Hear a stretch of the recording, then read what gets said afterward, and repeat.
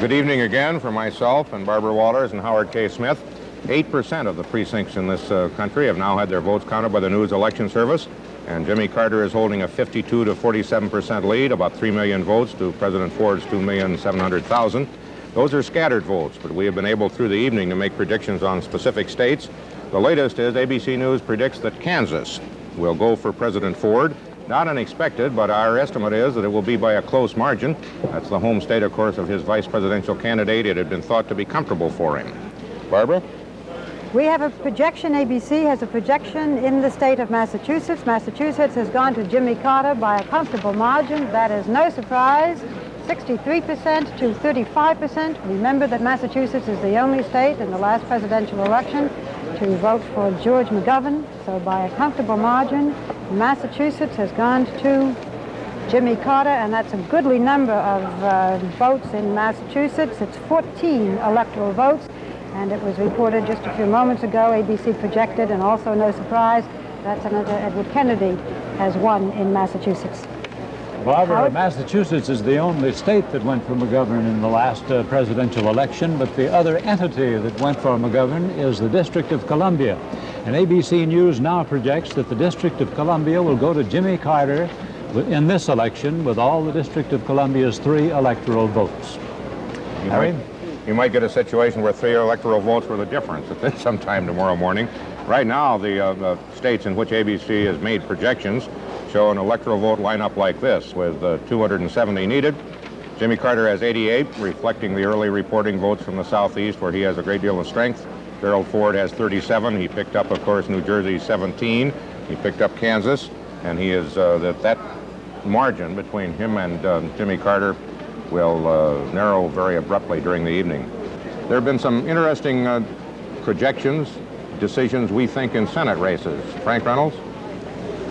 The state of Maryland is going to have a new United States Senator. He's a familiar figure, however, Paul Sarbanes, who played a very prominent role in the impeachment inquiry of Richard Nixon on the House Judiciary Committee. According to ABC News, will be the winner in his battle with incumbent Republican Senator J. Glenn Bell. That's in the state of Maryland. Paul Sarbanes, the Democrat, by a comfortable margin over Senator Bell, who was not helped in this campaign by the disclosure that in his first campaign in 1970, he received something like $250,000 from a secret townhouse operation operated by the Nixon administration in Washington. We have another projection in the state of Delaware, and this one is good news for a Republican incumbent. Senator William Roth will be the victor over Thomas Maloney, the mayor of Wilmington, and this will be by a close margin. So there is one Republican out in Maryland and another Republican in Delaware being reelected by a close margin. Here is another projection that ABC News is now prepared to make, and this one probably does not occasion much surprise. Senator Benson, Lloyd Benson of Texas, will be the winner by a wide margin over Republican Representative Alan Steelman. So Senator Benson, who at one time entertained hopes of watching other returns on this night, will be going back to Washington from the state of Texas. And here is another late projection. Senator Weicker of the state of Connecticut, ABC News now projects, will be the winner over Gloria Schaefer, the current Secretary of State in Connecticut, and this victory margin will be comfortable. So Senator Weicker, whose campaign slogan was "He's no man but yours," or "He's nobody's man but yours," who had a vigorous campaign effort made against him by Mrs. Schaefer, nevertheless has been, or will be, when all the votes are counted, re-elected to another term in the United States Senate from the state of Connecticut. He won the first time in 1970 because he was one of those involved in a 3-way race. The Democratic candidate had opposition in the general election from former Senator Tom Dodd, who was persuaded to make an independent race. And so the 2 Democrats split the vote, and Senator Weicker, the Republican candidate, who until then, I believe, had been a 1-term congressman from Greenwich, and before that had been the chief selectman, or whatever it is, in Connecticut, all of a sudden, after only 2 years in Washington, found himself in the United States Senate. This was a straight two-person race, and Senator Weicker defeated Gloria Schaefer. So Barbara, the only woman to make a try at getting into the Senate, did not get it from Harry's home state. Harry? And formerly your home state, Frank, and you ought to know it's not called a chief selectman, it's a first selectman. Also, if before I said you were a non-millionaire, actually, I don't know. And if I maligned you and you are a millionaire, I'll correct it later. I'll make all my returns available when you do. And I don't hold it against either of you that the woman running didn't make it there. Well, Frank couldn't vote there. We've got a useful new tool tonight that we should mention. One of the things Lou Harris and ABC have been able to do is have a kind of a national model so that we may get an idea of trends and on what's going on even before we have definitive results from key precincts in given states. One of the things the national model shows so far is that the turnout may not be so massive. It's running a little bit ahead of 1972 in the South, about the same in the border states, maybe a little ahead in the Midwest, so far slightly behind. Howard, I think you've got a review. Harry, there hasn't been a single surprise in the way any state, or I believe any senator or governor, has gone tonight. It's interesting to me, the most interesting single result is the result in New Jersey with 17 electoral votes. Assuming that California goes Republican, as so many people have, and that New York, the other giant, goes Democratic, this contest could be decided by the Route 30 states. Those are the states that run along Route 30 from New Jersey through Pennsylvania, Ohio, Indiana, and Illinois. Well, of those 5 states, Ford has now won 2, New Jersey and Indiana. We might take a look at the 2 of the other important ones in that group, Ohio and Illinois. Ohio, with 4% of the precincts having reported in, Ford is leading with 53% of the votes, and Carter is following with 45%, but that's unlikely to be the final result because of our key districts that we're watching as weather vanes for the state. 69% of our keys, it looks like a dead heat. The men are 50-50. The other state is Illinois. There's only 1% of the precincts that have reported in, and Carter leads 59% to Ford's 40%. You know, in New Jersey, we were wondering how some states would be in terms of the coattails, and in New Jersey, ABC has projected that the Democratic senator won the race, and that's Harrison Williams, and yet by a very close count right now, ABC is projecting Ford. So Republican and Democrats aren't helping each other in that sense. You wouldn't remember, Howard, because you grew up in the South. Route 30 is the Lincoln Highway. It was the first transcontinental paved road. It runs through Iowa, too, as well as those other states. Right now, down in Atlanta, Sam Donaldson is at the Omni Hotel, the World Congress Center, where Jimmy Carter is going to watch the returns tonight. Sam, can you give us a report? Harry, when Jimmy Carter flew up from Albany, which is the nearest big airport that will take his 727 jet to Plains, Georgia, he was in an ebullient mood, very confident about winning this election. In fact, on the airplane, he was talking to reporters about how he intended to exercise great care in selecting his cabinet and what he would do in the transition period between now and January 20th. Oh, he always added that that is assuming I win the election, but I think I will. And it's clear that if Jimmy Carter doesn't win tonight, he is going to be the most surprised person in Atlanta, Georgia. They were looking toward the Solid South and the border states to provide them an electoral base of about 118 votes. They weren't counting on Virginia. They thought they might even lose Louisiana and Mississippi, although they thought they had a good chance of winning there. They are counting on winning Texas, however. And then I heard you talk about the Route 30 states. They believe that they were going to win Missouri and Ohio tonight, which meant with the inclusion of New York and some of those traditional Democratic states you've mentioned, like Hawaii and West Virginia and Massachusetts, which meant that they would then have to only pick up one other state, and they think that'll be Pennsylvania. Or perhaps a shot in Michigan, perhaps a shot in Illinois. But if not any of those, then they were prepared to believe that many of those small states, Nevada, New Mexico, even Maine, might go for them. And in California, as you say, although most polls put the president ahead there, the Carter organization believes it has a chance of winning in California. So I just have to tell you, the mood is very up in the Carter camp here, and Jimmy Carter believes, as we speak, that he's going to be the next president. Sam? Yes, Harry. What are the mechanics? How are they watching it? Is there a little command center where they have 3 television sets and a bunch of charts? Well, Carter went up to the 15th floor of this hotel when he arrived. Right now he's down on the 3rd floor talking to some supporters.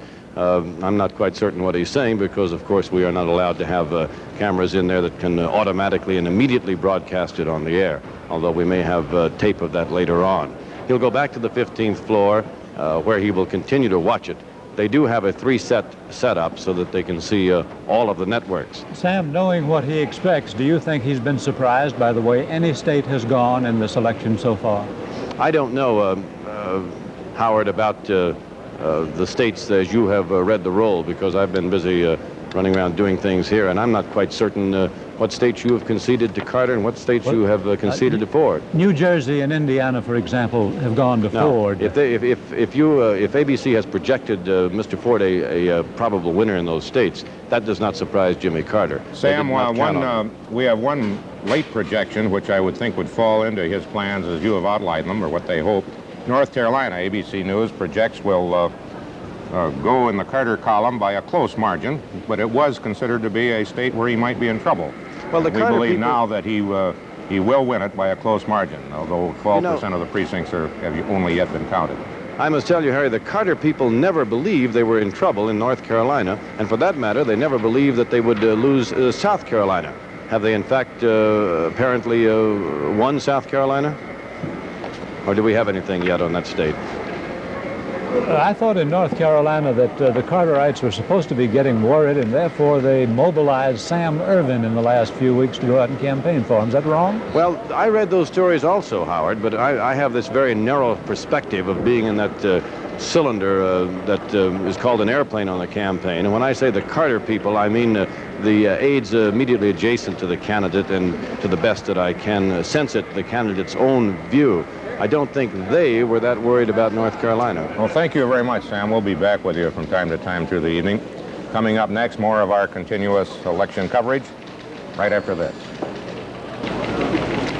We're beginning to get some counted votes from the state of Michigan, Gerald Ford's home state, and one of the states which, if he lost it, he would be very seriously upset, and Governor Carter would be very happily surprised. At the moment, there are just 3% of the precincts in, and we don't have enough key precincts to make an estimate. But at the moment, with that very small vote, Jimmy Carter is holding a substantial lead, 59% to 48%. But we don't know where those votes are from or what it means.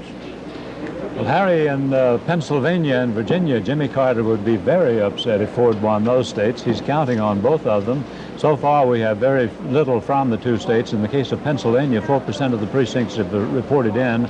Ford leads with 82,000 votes to 77,000 for Carter. And in Virginia, one of the three southern battlegrounds that Carter mentioned, along with Texas and Florida, 41% of the precincts have reported in. And Ford leads with 51% of the vote, Carter 49%. We've had a couple of interesting results in gubernatorial races. Let's get a report from Ann Compton. Harry, we are ready to project two for you tonight, both of them Republican victories. The first in the state of Delaware. It would seem that by ABC News projection that Republican Congressman Pete DuPont will indeed take the governorship away from a Democrat, Sherman Tribbett. Tribbett, who had trouble getting his campaign going, had not really taken too much effort into the campaign until possibly too late. DuPont has 3 times been elected congressman from the state, which amounts to a statewide race. He has, despite his wealthy background, DuPont has refused to take anything over $100 from each campaign contributor and seemed to do well. You don't need a lot of money for media because in DuPont there are no commercial VHF stations to buy advertising on. The other state that ABC is ready to make a projection on is New Hampshire. That is where the current incumbent Governor Meldrum Thompson looks like he is carrying about 60% of the vote over a liberal Democrat, Harry Spanos. Spanos had tried to get some of the Republican vote away, the moderate Republican, but Republican Thompson is going to hang on. Thompson, according to the people up there, a tireless campaigner who went vigorously through the towns and cities of New Hampshire. He's a skier, a snowmobiler, and apparently in the new fallen snow of this fall, he is doing fine. In the state of Missouri, we don't have enough to go with quite yet. That is an interesting state to watch because the results will depend a little bit on how the presidential race goes. The incumbent governor is Christopher Bond, now running a little bit behind, but that could be because the early votes are coming in from the urban areas, Kansas City, the home of his challenger Joseph Teasdale, and possibly St. Louis. Again, the Republican Bond supposed to carry that state, but if he does not, a victory for Joseph Teasdale would be quite an upset. Harry? I think we have a projection on a new state. Barbara? Yes, we do. We have a projection in the state of Delaware. Delaware only has 3 electoral votes, but that was a toss-up state. And the toss-up has landed on the side of Jimmy Carter. ABC News projects that Jimmy Carter, by a close call, will win the state of Delaware. And you can see the figures up there. Democrats 55%, Republicans 44%. Delaware, it is now to Carter. At the moment, with 11% of the nation's precincts reporting, the popular vote looks 52% for Jimmy Carter, 47% for Gerald Ford, 4.5 million roughly, to just over 4 million. Coming up next, more of our continuous election coverage right after this. We've got enough information now, I think, so that it's time to check in with Lou Harris and see what he makes of it all. Lou? Harry, we find now that with 1/3 of the popular vote in our Harris ABC national model here tonight, this vote is just nip and tuck. Jimmy Carter has less than a 1-point lead nationally. He is benefiting from what appears to be the collapse of the McCarthy vote. We estimated McCarthy would receive 3% of the vote. It looks as though he's getting only 1% tonight. But President Ford is benefiting from the fact that the turnout, despite all those earlier stories, everything we've seen from the East, the Midwest, the border, and the Deep South, indicates turnout is not up over 4 years ago. And as turnout goes down, Ford's chances go up. So, Harry, it looks like our national model says now it'll be a cliffhanger, a long night, a sweat out in states like Ohio, Pennsylvania, Michigan, Illinois. It's a long countdown now. We'll sweat it out with you, Lou. Coming up right after this, more of our continuing election night coverage. Now, as Lou Harris says, it could be a very long night. Take, for instance, just Michigan, Gerald Ford's home state. 70% of our key precincts have reported, and ABC News regards it as too close to call. I wanted to give a little addition to Delaware, which ABC just projected a few moments ago, has cast its 3 electoral votes for Jimmy Carter. Delaware is one of those bellwether states, and a bellwether state is a state that's been right more often than not. Delaware has gone for the winner in every presidential election since 1952. Well, that doesn't say that they're right this time, but just this is what their past record has been, and they cast their electoral votes for Jimmy Carter. Barbara, there's another note about Delaware that should be made. Most challengers in big races suffer from lack of identification. They've got to go out and get people's attention. In this case, we've just heard from Ann Compton that Pierre S. DuPont IV, known as Pete DuPont, a very good congressman, is going to win the governorship in Delaware, and he suffers from over-identification. The state has the DuPont Hotel, the DuPont Theater, the DuPont Airport, the DuPont Country Club, several DuPont office buildings, and 3 DuPont research centers. And now it's going to have the DuPont governor. Right now, 12% of the precincts have reported, Jimmy Carter holding a 52 to 47% lead nationally. And that's the national election night story at 52 minutes after the hour.